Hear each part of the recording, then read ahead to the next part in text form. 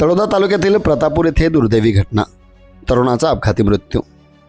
तळोदा तालुक्यातील प्रतापूर गावात 29 वर्षीय तरुणाचा अपघाती मृत्यू झाल्याची घटना घडली आहे। रघुनाथ सन्या मोरे असे मृत तरुणाचे नाव असून 26 मार्च 2026 रोजी रात्री सुमारे 8:20 ही घटना घडली।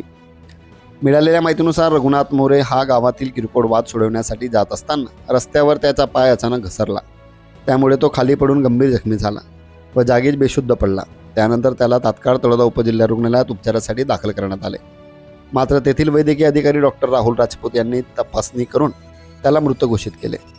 या घटनेची माहिती कळताच रघुनाथचे वडील सन्या धनजी मोरे यांनी तळोदा पोलीस स्टेशन येथे माहिती दिली।